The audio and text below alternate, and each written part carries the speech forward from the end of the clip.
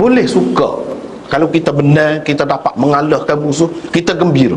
Boleh, tidak salah. Apabila berlaku sesuatu perlawanan. Jadi satu pihak suka, itu adalah sesuatu yang semula jadilah, asal kejadian manusia tu lagu tu.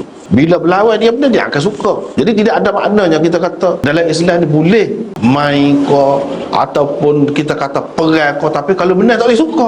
Duduk sejak lagu mana? Bila berlawan, boleh kita menyatakan suka. Suka tu dengan zahir, bukan suka hati saja, suka pak zahir sehingga nampak gigi. Dan nampak gigi tu gigi hak belakang sekalipun nampak. Tidak salah. Seperti mana pihak lawan tu pun suka juga. Kalau balik kita kalah, kita pun begitu juga. Ini adalah kejadian asal manusia. Hak Tuhan buat lagu tu. Kalau dia menang, kalau dia berjaya, dia suka. Kan tu. Dan di sini nampak gigi belakang. Setengah orang kata Nabi SAW dia tidak suka. Dia hanya senyum.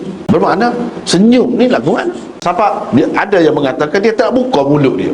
Tak betul lagu tu. Bahkan selalu dia suka nampak gigi. Dan gigi hak belakang tu pun nampak. Maknanya tenganga sikit lah. Cuma dia tidak suka terbahak-bahak. Kakak suka tak ada lah lagu tu. Tapi suka bunyi tu ada. Kalau senyum, senyum lepas tu nampak gigi, itu hak biasa lah. Adapun nampak gigi, siapa nampak di belakang, jarang-jarang. Seperti yang berlaku dalam peristiwa ni.